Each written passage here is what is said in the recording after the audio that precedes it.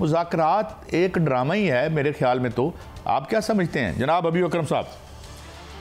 काई साहब, जहाँ तक लिबरल डेमोक्रेसी का ताल्लुक है तो नो डाउट उस पर आपका और मेरा इख्तलाफ है, लेकिन मैं उस आगे बात बढ़ाने से पहले ये ज़रूर कहना चाहूँगा कि पाकिस्तान ने अभी तक लिबरल डेमोक्रेसी की नेगेटिव चीज़ें, तो हमने डेमोक्रेसी लिबरल हो या कंजर्वेटिव हो या कुछ भी हो, हमने तो अभी डेमोक्रेसी के फ्रूट्स चखे तक भी नहीं है। और लिबरल डेमोक्रेसी जहां दुनिया भर में पैसे के जोर पे चल रही है, पाकिस्तान में हमने देखा है कि 8 फरवरी 2024 को जो इलेक्शन हुआ उसमें ऐसे लोग भी जीत के आए जिन्होंने, बल्कि ज्यादा ऐसे लोग जीते जिन्होंने एक ढेला भी अपने इलेक्शन पे खर्च नहीं किया था। तो यहाँ पाकिस्तान ने डेमोक्रेसी को सपोर्ट किया, लेकिन उसके बाद जब ये इलेक्शन कमीशन और आरओज़ के हत्थे चढ़ी तो फिर हमने देखा कि पाकिस्तान के अंदर जो कुछ हुआ है। जहाँ तक मजाक, मैं सिर्फ इतना बात कहूँगा, सिर्फ इतनी बात कहूँगा कि लेकिन से पहले आपकी बात है और लेकिन के बाद मेरी बात है। अब आप आ जाए मुज़ाकराती कमेटी पे। जी अच्छा, जहाँ तक मजाकरात का मामला है तो मैं नहीं समझता कि पाकिस्तान के अंदर इस वक्त ऐसा माहौल है कि जहाँ पर मजाकरात हो सके। और मजाकरात पहले तो हमें ये तयन करना है कि किस किस के दरमियान होने हैं। क्या हुकूमत और इमरान खान के दरमियान होने हैं, या एस्टैब्लिशमेंट और इमरान खान के दरमियान होने हैं, या इन तीनों के दरमियान होने हैं? अब यहाँ पर जब तक इन फरीकों का तयन नहीं किया जाएगा उस वक्त तक हम मज़ाकरात के बारे में जितनी भी बातें हों, मेरा ख्याल है कि वो ख्वाहिशात पर मबनी तो हो सकती है। और जैसे बचपन में वालिदैन या बुजुर्ग जो है छोटे लड़ते हुए बच्चों को कहते थे अच्छा बेटा चलो कोई बात नहीं, ये अगर तो इससे ज़्यादा, यानी अगर तो मज़ाकरात की ये कोई किस्म है कि जिसमें किसी बड़े ने कहना कि अच्छा बेटा कोई बात नहीं है, तो मेरा ख्याल है कि पाकिस्तान उससे आगे निकल चुका है। मीनिंगफुल मज़ाकरात जो है वो मौजूदा हुकूमत से मुमकिन नहीं है। यानी इमरान खान और मौजूदा हुकूमत के दरमियान मैं कोई चीज़ ऐसी कॉमन ग्राउंड नहीं देखता कि जिसके ऊपर मज़ाकरात हो सके। क्या इस्टेब्लिशमेंट और इमरान खान के दरमियान कोई ऐसा माहौल बन सकता है कि जिसमें मज़ाकरात हों? तो आज की तारीख तक मुझे ऐसा नहीं लगता। तो लिहाजा ये जो मज़ाकरात की बातें हैं या मज़ाकरात के हवाले से जो इमरान खान साहब ने 3 नाम दे दिए हैं, तो इसको बस यूं ही समझना चाहिए कि जाहिर है पॉलिटिशियन के पास ये कहने की गुंजाइश नहीं होती कि वो मुज़ाकरात नहीं करेगा। आगे बढ़ते हैं। कुछ बातें अभी अकरम साहब हवा में उड़ा दी जाती हैं और ठीक कहते हैं यार सोशल मीडिया है उस पर हम इसलिए वो फायर वॉल भी लेके आ रहे हैं कि जी बंदे छोड़ दिए गए जी, रिटायर्ड जो हैं कुछ हमारे दोस्त जो हैं जो आर्मी के वो बीच में पड़ गए हैं और ये है वो है। तो ये सब बेपरकी हैं, ये सारी खबरें बेपरकी हैं आपके मुताबिक? देखिए, बीच में पढ़ने की ख्वाहिश, यानी पाकिस्तान के अंदर तनाव कम हो, सईद काई साहब अगर वो कहे कि आप अपना किरदार अदा करें या आप कोई फार्मूला पेश करें या आप कोई बात करें या किसी भी शख्स को, पाकिस्तान के किसी भी सेन शख्स को ये कहा जाए करेगा, नंबर 1। दूसरी बात है, पाकिस्तान के अंदर हर नॉर्मल आदमी की ख्वाहिश है कि इस वक्त जो जिस तनाव से मुल्क गुजर रहा है ये तनाव ख़त्म हो। तो लिहाजा अपने मुल्क से मोहब्बत का तकाजा तो सबको ये बात कहने पे मजबूर करता है कि सब पार्टियां मिल बैठें और एक दूसरे के लिए गुंजाइश पैदा करें। लेकिन यहाँ पर सवाल इससे ज़्यादा बुनियादी नोयत का है कि क्या हमने मज़ाकरात की नहज या मज़ाकरात का मुनहज वही रखना है जो हम माजी में रखते रहे हैं कि जैसे गुलाम इसहाक़ खान एक जगह बैठे, नवाज शरीफ साहब एक जगह बैठे और उस वक्त chief of army staff Abdul Waheed Kakar एक जगह बैठे और इस तरह के मज़ाकरात हो गए। इस वक्त जो सूरत हाल है वो ये है कि एक ऐसी हुकूमत पाकिस्तान के अंदर वजूद में आ चुकी है जो दरअसल जिसके ऊपर एक बड़ा मुतय्यन इल्ज़ाम है कि ये अवाम की मुंतखब हुकूमत नहीं है। इसके जो बेशतर अज्जा हैं वो ऐसे हैं कि जो किसी ने वहाँ पे रखे हुए हैं, अवाम ने मुंतखब करके उन्हें असम्बली में नहीं भेजा। तो जब इस तरह की हुकूमत हो तो जाहिर है इसके साथ तो मतलब मैं नहीं समझता कि कोई मज़ाकरात होने का कोई इम्कान हो सकता है, सिवाय इसके कि ये हुकूमत पहले कहे कि मैं जहाँ हम जाते हैं अच्छा ठीक है, फिर उसके बाद कोई मज़ाकरात की सूरत निकलती है। तो मैं मजबूरी तौर पर मैं अभी ऐसी कोई चीज़ नहीं देख रहा।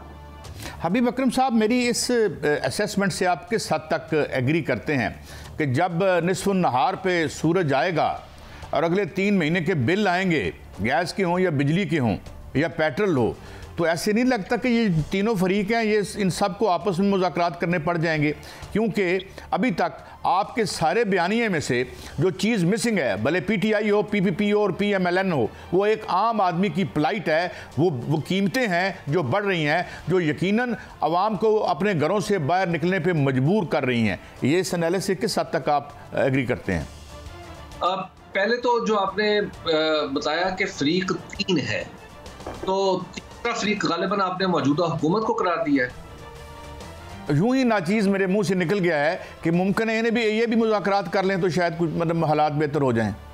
एक तो मुझे नहीं लगता कि ये कुछ देखना वज़ीर दाखिला का मामला, उसके बाद मैं खुल के बात करता हूँ, वावडा साहब का मामला, मेरा मतलब है कि ये भी कुछ बातचीत कर लें, कुछ मतलब मामला ये भी ठीक कर लें। ख्याल के इस हुकूमत के पास वो सकत है कि ये मुज़ाकरात करे और मुज़ाकरात में जो तय पाए उस पर अमल दरामद कर सके। तो लिहाजा सकत से महरूम कोई भी सियासी सकत से महरूम कोई भी गवर्नमेंट हो तो उससे मुज़ाकरात तो नहीं हो सकते ना।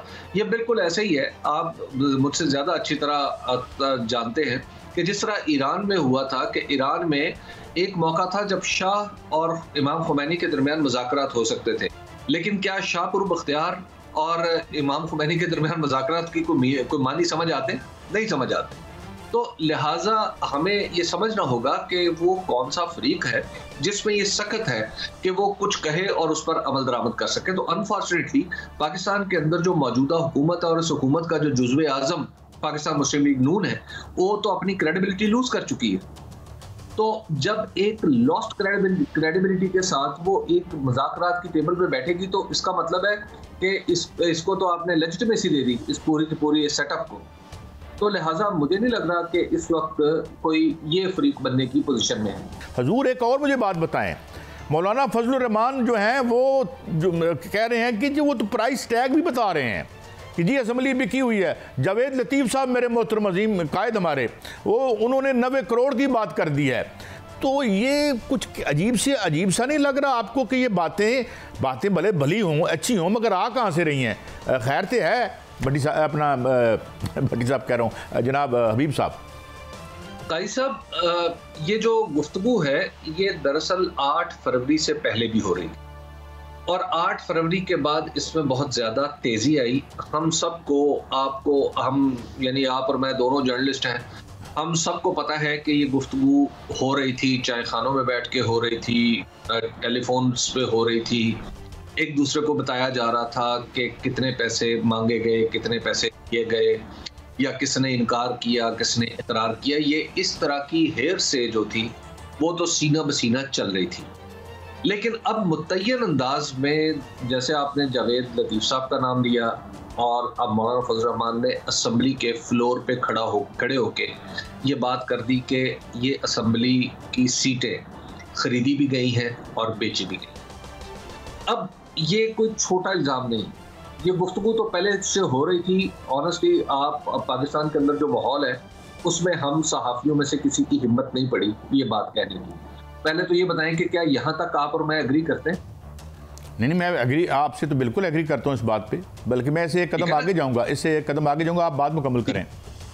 ये बातें तो पहले से हो रही थी, तो आज हमारे पास जर्नलिस्टों के पास बात करने का मौका आ गया है कि किसी 2 बड़े ऐसे लोगों ने कि जो खबरों में रहते हैं, उन्होंने मुतय्यन तौर पर इल्ज़ाम लगा दिया। तो अब आप इसको मुज़ाकरात वाली बात से जोड़ के देखें। क्या कोई ऐसी असम्बली जिसके ऊपर बेचे या खरीदे जाने का इल्ज़ाम हो, तो क्या वहाँ के किसी जुज़ से या किसी गिरोह से मुज़ाकरात मुमकिन हो सकेंगे? नहीं, फिर वहाँ तो सौदेबाजी हो सकती है ना, दुकानदारी हो सकती है। क्योंकि अगर हम इनकी बात माने तो इन्हें ये तो जमहूरियत ना हुई, करियाने की दुकान हो गई, जरा बड़ी कर लें, पैसा माल बड़ा है। अच्छा हजूर, एक और बात मैंने आपसे पूछनी है। मौलाना फजलुर रहमान बड़े, आपको पता है, जुर्रतमंद हमारे लीडर हैं, वो जिस धड़े में भी हों, आप वो कहते हैं मेरे दिल में बड़े राज हैं, मैं सड़कों पर भी आऊँगा और राज भी खोलूँगा।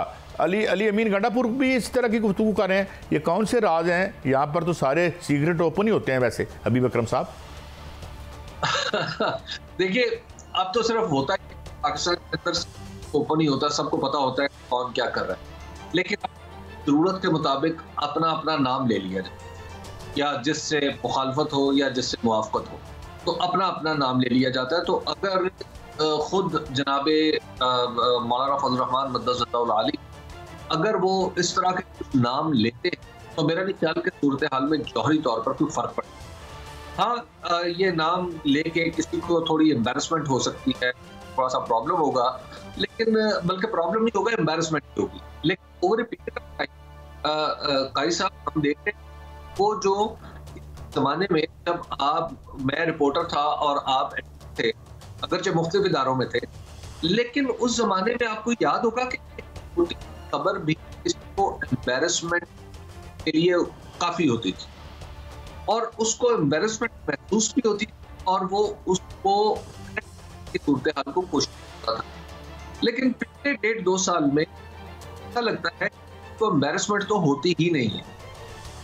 यानी वो कोई शायद चाहता है कि उसका नाम नेगेटिवली लिया जाए ताकि उसकी धाक बैठे, ताकि गली मोहल्ले में उसके बारे में ही कहा जाए कि यार बड़ा ताकतवर आदमी है, बड़े ताकतवर लोग हैं, उनसे ऐसा नहीं करना। तो शायद अब वो एम्बैरसमेंट वाला तो एलिमेंट ही मुझे लगता है कि पाकिस्तान के अंदर से चला गया है।